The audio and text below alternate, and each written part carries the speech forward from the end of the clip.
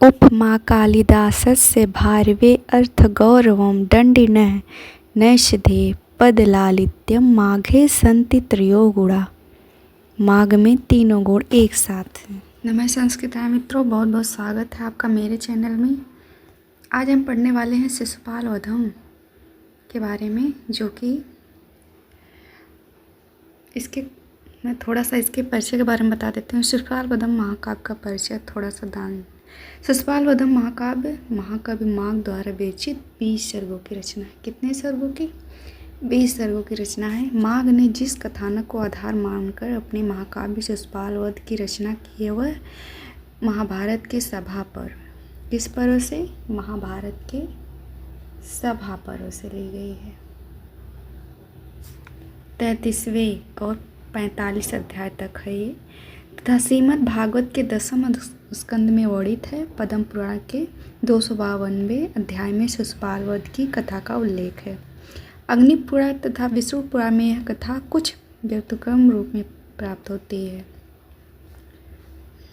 ठीक है, तो हम प्रथम सर्ग के बारे में बात करते हैं। जैसे 20 सर्ग है, लेकिन प्रथम सर्ग पाठक्रम में दिया गया है। तो प्रथम सर्ग में क्या है कि देवर्षि नारद आकाश मार्ग से द्वारकापुरी में स्थित श्री कृष्ण के घर आते हैं। किसके घर? श्री कृष्ण के घर आते हैं तथा इंद्र का संदेश सुनकर शिशुपाल के लिए वध के लिए प्रार्थना करते हैं। सर्ग 2 में क्या है कि श्री कृष्ण बलराम और उद्धव की गुप्त मंत्रणा होती है, जिससे बलराम शिशुपाल के शीघ्र ही वध के लिए सलाह देते हैं, लेकिन नीति के उद्धव सलाह देते हैं इसमें अधिक शीघ्रता न करके युधिष्ठिर के राजसूय यज्ञ में भाग लिया जाए। सर्ग 3 में क्या है कि द्वारका से श्री कृष्ण का प्रस्थान होता है। इसी में द्वारका सेना एवं समुद्र का वर्णन किया गया है।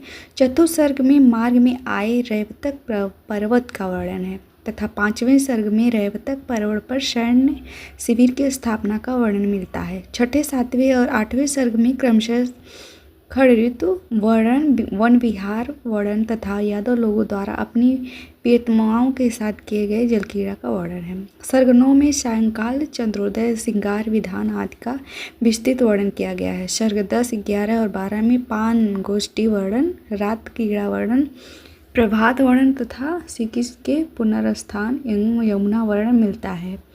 सर्ग 13 में श्री कृष्ण एवं पांडवों का मिलन, श्री कृष्ण का नगर प्रवेश, दर्शन, नारियों की विलासपूर्ण चेष्टाएं। सर्ग 14 में युधिष्ठिर द्वारा राजसूय यज्ञ का प्रस्ताव, श्री कृष्ण का सत्कार और भीष्म द्वारा उनकी स्तुति वर्णन का किया गया है।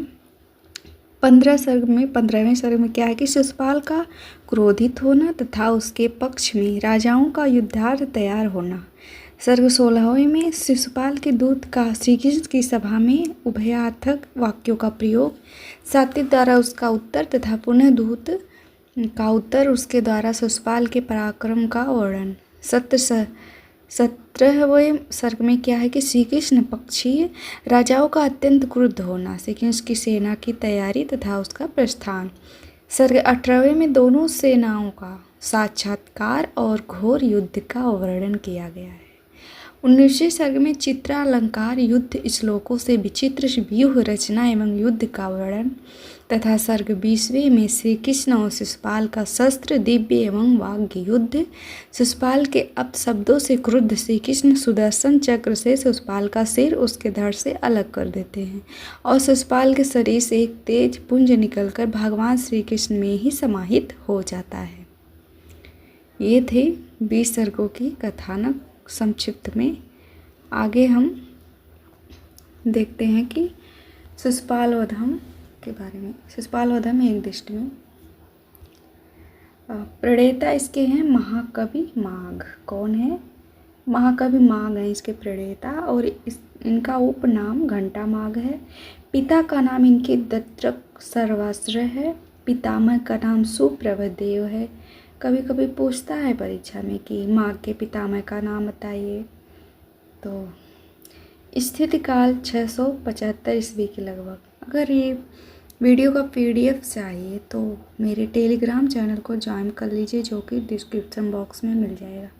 आगे बढ़ते हैं। जन्म स्थान है भीनमाल। सर्ग संख्या एवं श्लोक संख्या कितनी है? 20 सर्ग है तथा श्लोक संख्या 1650 श्लोक हैं कुल मिलाकर। काव्य के प्रकार है महाकाव्य बृहत्त्रयी के अंतर्गत गणना शिशुपालवधम, किरातार्जुनीयम और नैषधीयचरितम्। ये क्या है? बृहत्त्रयी महाकाव्य है, बृहत्त्रयी के अंतर्गत आती है। नायक इसके श्री कृष्ण हैं और प्रतिनायक चेदिनरेश शिशुपाल है। अन्य प्रमुख पात्र हैं इसके नारद हैं, बलराम हैं, उद्धव हैं, सात्विक हैं, भीष्म हैं आदि। उपजीव्य है क्या है? श्रीमद् भागवत के 10वें स्कंद में 74वां इस अध्याय तथा महाभारत सभा पर्व अध्याय 33 से 45 तक है। रस परिपाक है, अंगी रस वीर तथा श्रृंगार रस हास्य आदि है। शैली एवं गुण अलंकारवादी शैली है, ओज एवं माधुर्य गुणों की प्रचुरता है। भाषा इसकी परिष्कृत लालित्यपूर्ण एवं प्रवाहमयी है। अलंकार कौन सा है? अलंकार में उपमा, उत्प्रेक्षा, अतिशयोक्ति, अर्थांतरण, अन्यास एवं चित्र अलंकारों की प्रचुरता है। छंद योजना वंशस्थ छंद है, अनुष्टुप है, उपजात है, वसंत तलिका है आदि 22 छंद हैं। वर्णन वैचित्र द्वारका व समुद्र से वर्णन, रेवतक पर्वत वर्णन है, खड़ ऋतुओं का वर्णन है, जलकीड़ा वर्णन, प्रभात वर्णन, पानगोष्ठी एवं सभा वर्णन, युद्ध वर्णन आदि प्रमुख है। मंगलाचरण महाकाव्य का श्री शब्द से होता है। शास्त्रीय पांडित्य माघ ने वेद, व्याकरण, दर्शन, काव्यशास्त्र, राजनीति, आयुर्वेद, नीतिशास्त्र, संगीत आदि में विशेष दक्षता प्राप्त की है। माघ की न्यूनताएं क्या हैं? कथानक महाकाव्य की रचना के लिए पर्याप्त नहीं है। ठीक है। कथा में प्रवाह का अभाव है। पांडित्य प्रदर्शन वाले स्थल नीरस एवं दुरूह हो गए हैं। सूक्तियाँ देख लेते हैं, सूक्तियाँ इसमें आती हैं। पहली सूक्ति है स्फुटोपमं भूमिसितेन शंभुना। दूसरी सूक्ति है गृहानुपेतुं प्रणयाद् भीप्सो भवन्ति न पुण्य कृतां मनीषिणः। तीसरी सूक्ति है शरीर भाजां भवदीय दर्शनं विनक्ति कालत्रये अपि योग्यताम्। पांचवी सूक्ति है ऋते रवे छालयितुं क्षमेत कः क्षपात मस्कांड मलीमसं नभः। इसके बाद है किमस्ति कार्यं गुरु योगिनामपि अथवा श्रेयस्केन तृप्यते।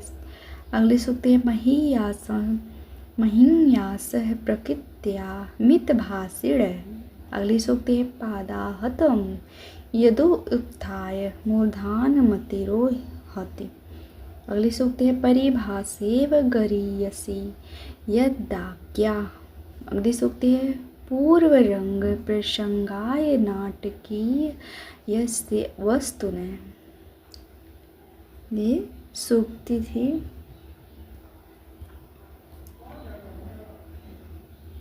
इस तरह से आपने देखा कि महाकाव्य जो है शिशुपालवधम, जो कि महाकाव्य माघ द्वारा विरचित है।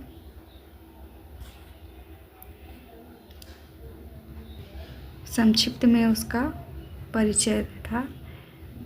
आज का वीडियो इतना ही। तो मेरा वीडियो अगर पसंद आया हो तो एक लाइक कर दीजिएगा, चैनल को सब्सक्राइब कर लीजिएगा, क्योंकि इस तरह की वीडियो आपको लेकर हम आते रहते हैं। वीडियो पूरा देखने के लिए आपका बहुत बहुत धन्यवाद।